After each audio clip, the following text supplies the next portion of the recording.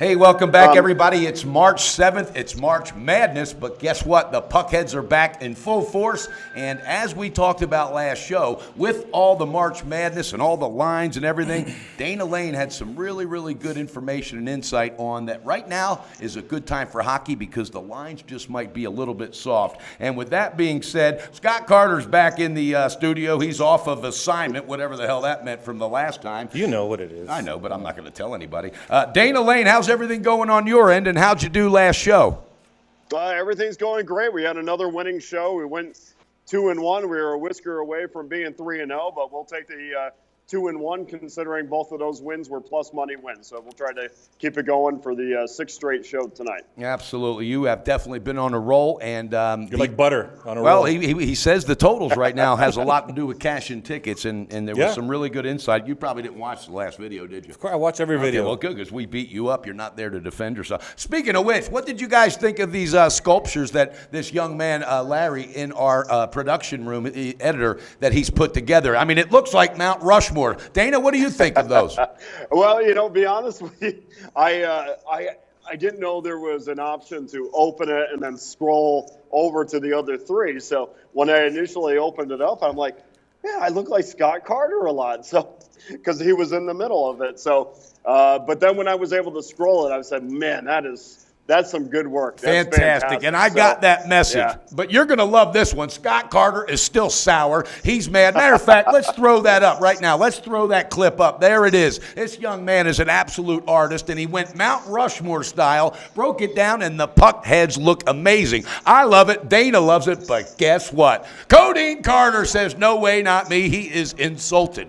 Might be crutches Carter. I have to go to see my ankle. Well, I don't want to hear about all that, but I know one thing. I want the viewers to let us know what they think of Scott Carter in this thing, because he said, oh, my God, I'm embarrassed. That doesn't look like me. Hell, it doesn't look like me either, or Dana. So take it easy. Tranquilo, Poppy. Okay?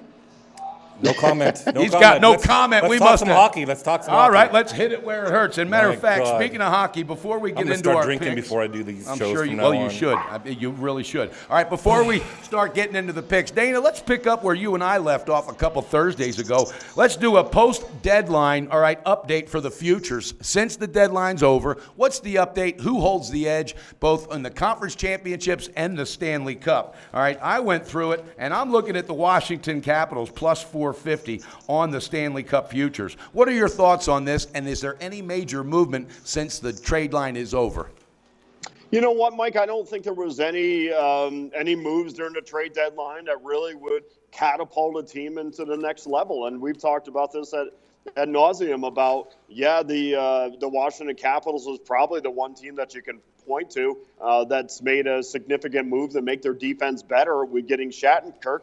But then at the same time, we saw them go down to Dallas and get totally annihilated last night. So I don't think there was anybody that really increased their ability to win a Stanley Cup. I know there was a lot of depth moves because you have a lot of teams that were scared to give up their draft picks in order to make moves because they know that perhaps they would use those draft picks to ward Las Vegas off of their current roster. Wow. So, for me, Mike, I'm still all over and all in on the Pittsburgh Penguins. I still think that they are the deepest team, and I think that their pedigree will shine through when the playoffs come. Well, that was Montreal did pretty good, I think, in the trade deadline. They got some good key players, not big names, but some toughness. They got bigger, and in the playoffs, if you want to go far, you need some big players that can grind it out and take care of their. They must be a hell of. What are they right now? They've won 5 in a row. Yeah, but what are they for the futures, Dana? Do you have it in front of you? I don't have the futures in front of me. Well, I don't have Montreal because I have everybody else. I don't think anybody's even considering them. You might have a good dark horse there. But speaking of the Penguins, I remember when Dana brought that up, and I thought you kind of jumped on board as well. That could be dangerous. Right now, they're plus $1,000, to win the Stanley Cup championship. Plus $1,000? Yeah, I mean, I like that, plus 1,000. And then that would be 10-1. The East and the West, look at it. I mean, right now, Pittsburgh plus 450 to win the East. I like that. I think they can. I think Washington might be in for another rough playoff run this year. They got the goaltending, and they've gotten a little bit of a scoring slump the last 3 or 4 games. Yes. Before that, they were on fire, scoring 5 goals, 12 games in a row They were at home. trending over like a so big now they're time, kind yeah. of done. So the key is to get hot just before the playoffs and ride that into the playoffs. So Hey, let we'll me see. ask both of you guys. Columbus has had an amazing season. I mean, what a team. All right, is this no respect or what? They're plus 1,400, all right, to win the Stanley Cup championship, and they're plus 650 to win the East. What are your thoughts on that, and do you think they're getting the respect I think that they deserve?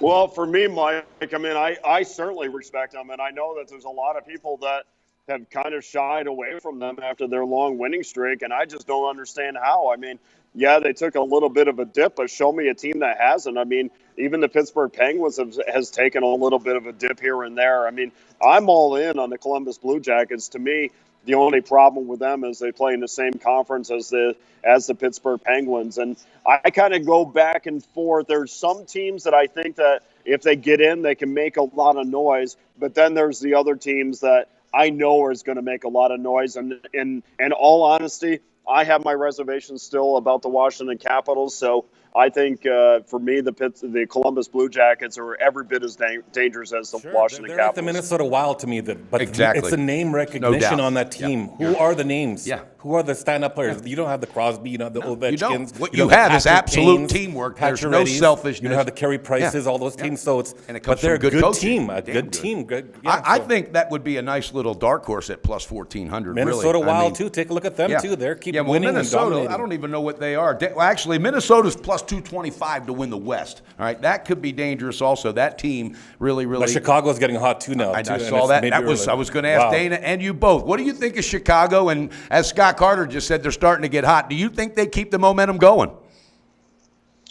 Well, I mean, for me, guys, I mean, I still harp back to their special teams. I need them to be better on special teams, and they're just not. I mean, they got about they're 18 certainly games to do it. To get it together. Yeah. I mean, they're certainly one of those teams to look at. But the other thing is too, I really want to back teams that generate a lot of offensive opportunities. And again, the Chicago Blackhawks are certainly amongst the better teams in the league at doing that. But are they amongst the elite teams of doing that? And I just don't think so at this point. I mean, you want to talk about dark horses. I mean, I still think that if you tell me that Nashville is going to be there in the end, I think that that's a probable scenario. But for me, the West is wide open at this point, and even a team like the Edmonton Oilers, who I argue all the time that probably are a year away in most people's eyes. But if you say, look, they're going to be in the Western Conference Finals, I mean, that wouldn't make me blink. Superstars have a way of elevating their team and their own game when big events are on the line. And Connor McDavid is one of the best players in the NHL, as we know. And I don't mind riding superstars the same way I don't mind riding Sidney Crosby in the East. Yeah. Well, in the East, there's 6 teams vying for one playoff spot. In the West, it's 5 teams realistically. I mean, if you count Vancouver in there, that are just kind of 6 points out, so they still got a chance supposedly. But I mean, 11 teams vying for 2 spots. Yeah. So there's a lot of teams out there that who knows if they get in. It's going to be a hell of a achievement to get in, and then they could go and ride. Go away. Go ahead. Here's the thing, guys. I mean, I hate to go, with this theory again, but because I'm a guy that just says, the guys that win the Stanley Cup or are in the Stanley Cup the season before, I'm just not down with them to do it again. It takes a lot, not only physically, but the mental aspect of getting back there after you either have won it or lost it is a tough hurdle many times. But really in the West, I mean, you looked at San Jose last night that went up and played Winnipeg in a must-win game for the Jets, and they absolutely handled them. I mean, tell me in the West, who's better than the San Jose Sharks at this point? They're plus 500 right now, and the Nashville Predators are plus 1,400 to win the West. I think both of those teams, and I really, really like San Jose with their experience as well. And, they went and put it on the damn Winnipeg Jets, and that just showed that Winnipeg didn't have enough in the tank, when the time counted. And it also showed me that San Jose, they're gearing up. That was a great game, though. Did you watch that game? Yeah, I watched a little bit of it. Fantastic game. Winnipeg did get a point at the end out of it. I know. So they came back. But still, for San Jose, Jose to go and do that, knowing that team's in a must-win, that shows me a hell with of their a lot. backup goalie too. With their backup goalie, yeah. All right, well, that's pretty much a nice update. And again, there's nothing major that shaked as far as the numbers moving the futures to where, drastically, but there's still some good advantages and some good dark horses. So make sure you check that out. All right, with that being said, guys, let's get into it. It's pick time. Dana, hit us with your first pick. What do you got for us today? Well, Mike, we're unfortunately all three of our picks today is going to be a minus money. That's just kind of the way it fell. But certainly the first one for us is the Islanders in Edmonton under 5.5 minus $1.16. And if you look at the history of this series, this has certainly been an under series where of the last 14 games, 10 of them have gone under with one push. And please put aside, and I know a lot of bettors are not doing that because I can see where the money's going. Put aside what the Islanders did against the Flames, where they gave up 21 first-period shots. This is Doug Waite's homecoming to Edmonton. He's 7th on the all-time list of scoring for the Edmonton Oilers. They are not going to put in that kind of effort. I think this is going to be a defensive game, and I think that's the way the Islanders need to keep it, obviously, to have a chance at the end. So I'm more than happy and more than comfortable getting the 5.5 and laying $1.16. And that's for the under. Okay, breaking it down. I like it, Dana. Scotty Carter, hit us with your first Islanders pick. were really playing well up to that first period of that Calgary game where they let in 4 goals. It was crazy. I picked that game, by the way. I took that. I put that on my Twitter feed. Yeah, but well, you better have. I like them to come out tonight and basically take care of business tonight in Edmonton on the road. Dougie Waite, like Dana was saying. I like them at plus 136. The Islanders plus 136? No, Edmonton. In Edmonton. Plus 136? No, I'm taking New York Islanders to beat Edmonton in Edmonton on the road. I got you. Plus 136. I think That's a ballsy call. What do you think about that one, Dana? It's a big game for them. Yeah, absolutely. I could definitely see that happening. I almost went that way as well. It's just that the total stuck out to me more than the side. And once again, I like the under too. I like that. Do you know who's starting in net yet? Because I looked online and they didn't really say, but I'm assuming it's Talbot and. I think Talbot's going to get it from what I'm hearing. Yeah, Talbot. Yeah, should be. So we'll see. All right. Well, Dana, hit us with your second pick. Okay, second pick, guys, is going to be the Florida Panthers minus $1.21 over the New York. Head to head, baby. That's good. Despite the Rangers, having a fantastic season offensively, in their last 10 games, they've scored 3 goals or less in 9 of their last 10 games. So, this is a situation where you more have to look at a team's form than what they've done during the course of the year, and of course. Because of the Michael Grabner injury, that probably is resulting in a fewer offensive opportunities. They played last night. And also, let's remember too that Thomas Vanek has yet to show up for the Florida Panthers in the few games that he has played. So and this is a time where you can start expecting a much better effort from new acquisitions, and. So I expect him to get on the score sheet, which is going to give them some blue line depth, which is something that they desperately need. So I'm willing to take a chance with Florida because I feel like this is one of those games where they need to come out and play their best hockey. And this is one of those games where if they don't, and if they drop this game at home, the Panthers is certainly going to circle this one on the calendar if they don't get in the playoffs. Yeah, there's no doubt. What's the best shop line you got with the Panthers? I got it. I bet it at minus $1.21. So minus that was the best line at the time. All right, well, we're going head-to-head, my man, so I'll just get mine out there. I'm going to take the Rangers, all right, plus 118. I got it at Pinnacle. All right, this offense right now is struggling for Florida. I don't think anybody, can refute that. All right, they've lost 5 out of 6 straight up and 5 out of 6 against the spread. All right, scored only 8 goals in the last 5 games. There's something with Luongo out now. I would think the guy behind would step up, and then there would even be another one coming in saying it's time for me to make a name for myself. But I think this team is mentally defeated, and even though it's a back-to-back, I think the Rangers go in there and they take care of business. I'm pulling the trigger, baby. Going head-to-head with Dana Lane on the Rangers. Yeah. That's a tough game. I think it can go either way. I wish you guys luck. I'm staying away you're from that. You're just trying to stay. Yes, Scott, that is absolutely correct. It can go either way. That one especially can go either way. I thought you were just trying No. Usually I am, but not this time. There you go. All right, with that being said, Scott, Scotty, hit us with your second pick. Okay, I'm going to take, this is going to be a 2-team parlay. And the reason I'm doing it is because this time of the year, there's some big odds going on here, right? And I don't want to pay all that juice. And then sometimes taking the puck line, you get screwed because they only win by one. It's happened to me a lot over the last couple of days. So first part of my 2-team parlay is taking Toronto Maple Leafs at home, minus 180. Okay. They just came back from a disastrous road trip in California where basically the only team they didn't beat was the California Golden Seals, right? Okay. And Holy cow. they lost to everybody basically, 1 point out of 3 games. The second team I'm taking is Columbus at home, minus 245 over the Jersey Devils. Cow, that's a hell of a line. I'm not taking that puck line for right now. So if a 2-team parlay, you're basically getting 1.19 on your money. You're and you're feeling good about it. Yeah, feeling good about that. Okay, Scotty, I like your confident breakdown for real. 2-team parlay, Toronto and Columbus. Columbus. Okay, hey, I was going to say Colorado. I know you're not going that route. Colorado, My God. All right, Dana, how many picks you got left for us? I just got one more. I'll piggyback a little bit off of the Toronto-Detroit game. I think that game's going under 5.5, minus $1.20. And the Wings are completely out of this, and Toronto is kind of hitting a wall as of late. So I'm not sure where the goals are going to come from, even though Toronto's had a fantastic offensive year. I just want to see them kind of get out of their hole a little bit. Only Carolina and New Jersey have scored fewer goals than the Detroit Red Wings. So we know what we're going to get out of them. And, of course, Vanek is not there either right now. And you look at that roster and you have a guy like Henrik Zetterberg that is basically carrying the roster.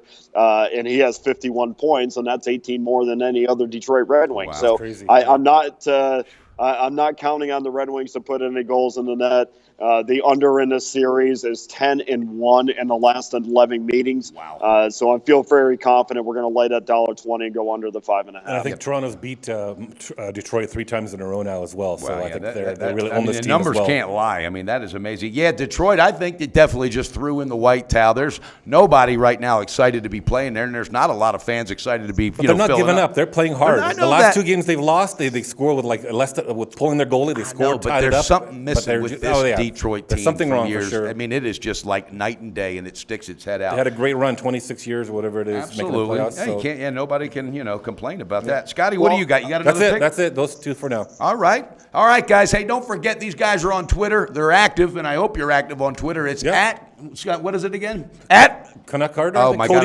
I thought you Canuck changed Carter. it to the flyer. Oh, at Canuck Carter, and also for Dana Lane at Dana Lane Sports. Dana, give us a well-deserved plug for your website and tell us what you do there as well.